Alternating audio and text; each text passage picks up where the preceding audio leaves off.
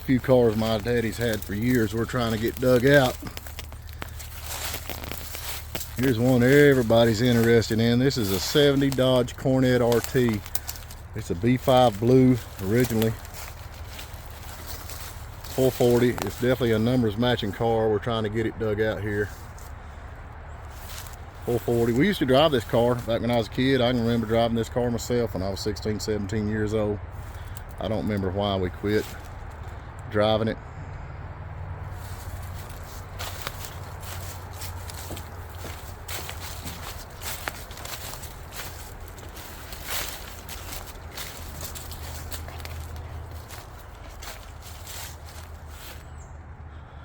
See, we bought the car down at Nutshook's Junkyard. The RT badges back when we got it were full of Bondo, which is fell out now, which you can kind of see if you look where they had the Bondo in it. Here's a B5. It's got some rust on it, but according to most,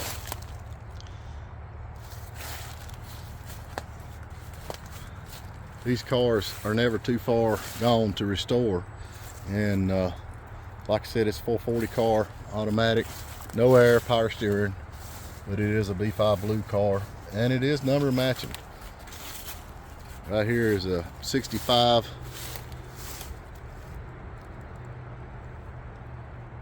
Sports Fury. This is a 318 big block car. See the back window where trees fell on it. You got to get these cut out and try to get it before the trees start coming out with the blooms. This is a 65 Sports Fury that my dad bought brand spanking new back in 1965. Factory Hearst 4-speed 383 car. And you can see this is not a Plymouth, this is a Phillips. He changed that back years ago. And the hood ornament has been changed. That's not the right hood ornament that goes on the car. He broke it off because my first cousin was sitting on the hood riding down the lake, and Daddy slammed the brakes on and he took the hood ornament off. That was a bad day for him, but anyway, we thought it was funny. But that is a 65 Sports Fury 383 4-speed car with Hearst 4-speed. This Cadillac sitting right here, we were working in Myrtle Beach, South Carolina, and his truck broke down. He bought this thing for 300 bucks, drove it to Hiawassee, Georgia from Myrtle Beach, South Carolina, and parked it. It's never been cranked and run again. That's going to be a 76. This is I think a 57 Chrysler Windsor. 57 Chrysler Windsor. We got to get it dug out. Still pretty decent shape. I always love the body style on these. I'm slowly getting to them. We got to get them out before they get too far gone. Going back, there's a Studebaker Hawk.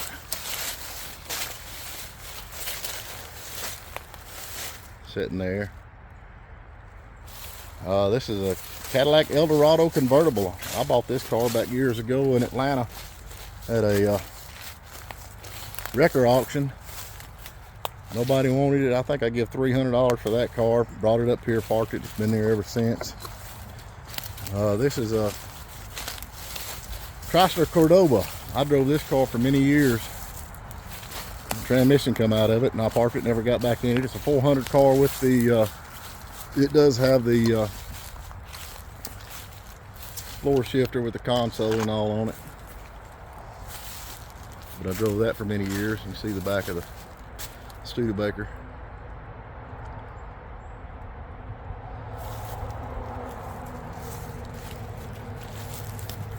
Chrysler New Yorker, that's a car that I drove back when me and my wife dated when I was 17 years old. This is the car that I fell in love with when it come to big cars. I had a 65 Plymouth Barracuda, still have it.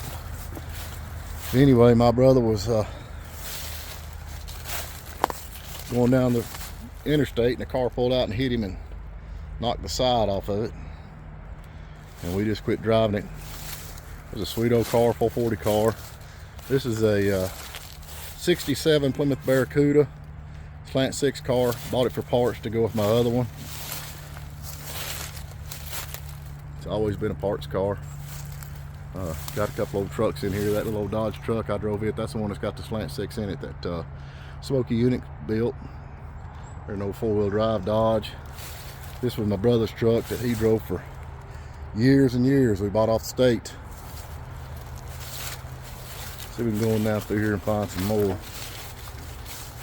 There's that 65 Sports Fury. And we're trying to dig these out, but this takes time and money.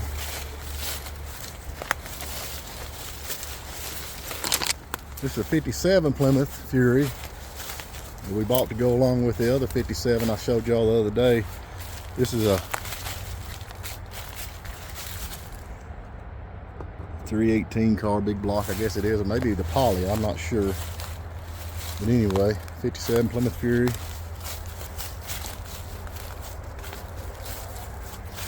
Every one of them was buckskin beige with the gold anodized sides on it. And we actually drove this car home with 0 brakes. Here's a Dodge Dakota we bought that was wrecked, rolled over, and never did anything with it. Of course, they ain't worth a whole lot now, but they will be. Cadillac Seville, 4100. It's belonged to a guy that worked for me, and he got to hurting for money, and I don't remember if I gave him $400 or $500 for it, because he's needing money and really didn't need the car, so never done anything with it. Here's another Dodge truck that we bought the same time we bought my brother's Dodge truck. Together, both from the state, 318. That's a 81 Cadillac Coupe de Ville that my mother bought brand spanking new. Yeah, that was a brand new car. She bought that thing brand new in 1981. It might have been a month or two old. Here's a car that, one of my favorite cars, I think, if I get around to see it, but this is a 64 Dodge 880. I thought this was one of the prettiest cars that Dodge ever built. I always loved the roof line, the front, the back, everything went together. That is a 1956 Plymouth Fury. That is actually a Fury. You can see the gold anodize on it. We got to get it dug out. That car broke the flying mile in 1956. That was a sports car, no doubt, for its time. I'm going around the back side, see if I can get on over there and show you the other end of the Dodge Dart. This is the old Cadillac. Got the fake roof on it. There's you some, I guess that's a Jeep wheel, I was going to say.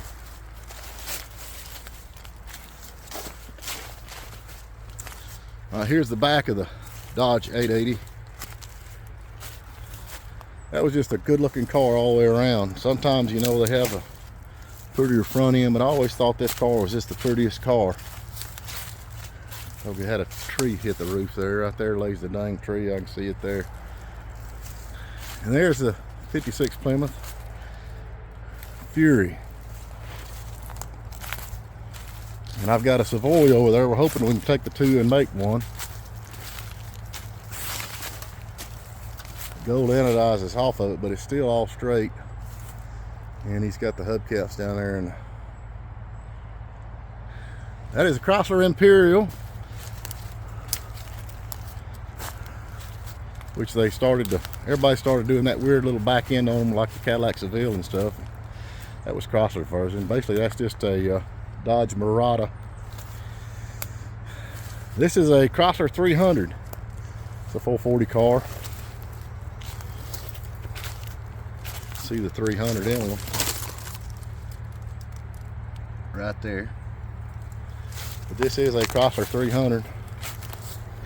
Like the tail lights busted out of it. But anyway, we bought this, and this side was already dented in just like you see it. And never done anything with it, but it's going to take quite a bit of work. But I think these cars deserve to be put back on the road, if at all possible. There's your front end off of a Dodge big truck. Really believe that. It looked like it come off of a school bus. Seems like it was a National Lending Service truck. This is an 80 Dodge Murata. It's got the CMX package on it. T-top car.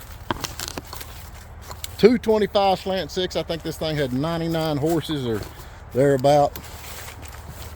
My brother bought this car brand new in 1981. I remember he brought the thing home. There it sits, right beside the Coronet RT. And then the Fury.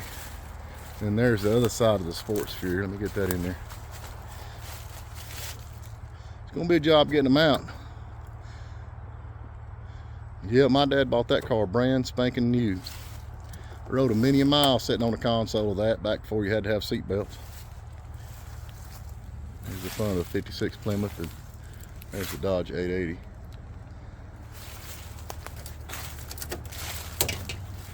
And then over here sits a, I think that's a 76 or 77 Fury. Transmission's out of it, but a little 318 car. Really, I know it looks terrible sitting here, but it's really in pretty decent shape. Everybody wants these to take the front end off of for the Dukes of Hazzard police cars. It's got the same front end. Stacked headlights.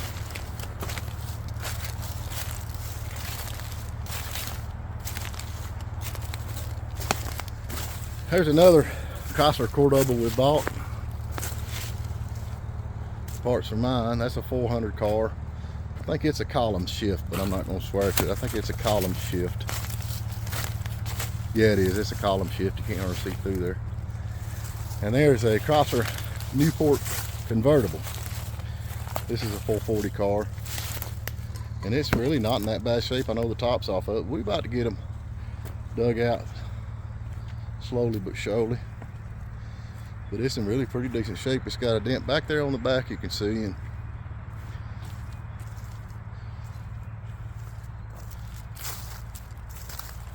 it's all in pretty decent shape. And going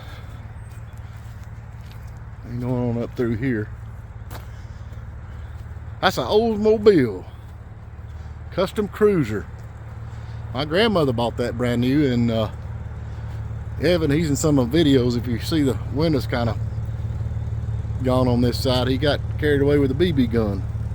I'll let him tell you about that. He had a lot of fun till we found out. But this is the famous diesel they come out with that, man, this thing was junk. This is the car that my grandmother bought after she had the Dodge Dart. That's what she had with that. And then there's a Dodge Van Royale, Sportsman Royale. We drove that truck van all over the place. We've been to Texas and that, Florida, you name it, that's what we drove. And I'd say that old thing still crank and run. And if you notice, it's got a perfect imprint of a guardrail down this side, if you can see. I ain't gonna say who did that, but if he's watching, he lives in down towards North Carolina, he'll know who he is. I ain't calling no names. And then this is another Cadillac that I had, which was a lot of fun, because we put a 454 in this car. This car's got a Chevrolet 454 in it, out of a 71 four-door Impala we bought. We bolted the motor and transmission right in that thing, just as slick as it could be. But anyway, you can see kind of where we're at. This used to be a garden back in the day, but now it's a graveyard for Daddy's cars. These are just some of them we got to dig out. It just takes money, so hopefully we can slowly but surely get these things out. But like I say, everybody's crazy about these old mopars as much as I am. That Dodge truck, I bought it for my other truck. It runs, it's 318, but it went off over a hill backwards and bent the frame on it. We bought it just for parts, but that right there is one everybody's crazy about. Coronet RT, and that is a number matching Coronet RT 440 car. And we've got to get this, or we are getting these out. These will slowly be drug up. Hopefully we slowly drag them up one at a time. We can sell some of this other stuff and get them going. I just got up here, huh? I'll tell you one thing. Briars are the worst.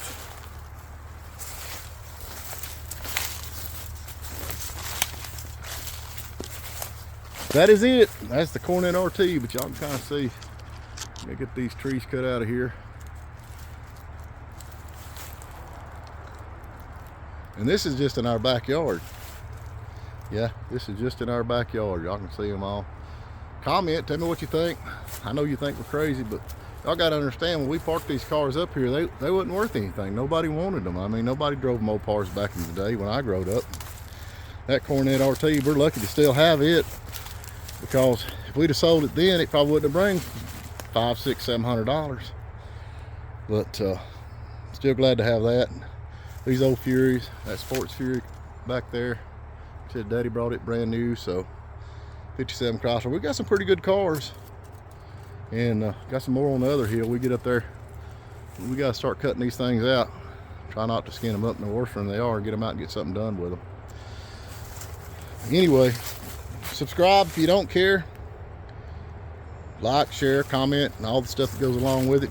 Thank y'all for watching. Phillips Run, Drip, and Bubble Company.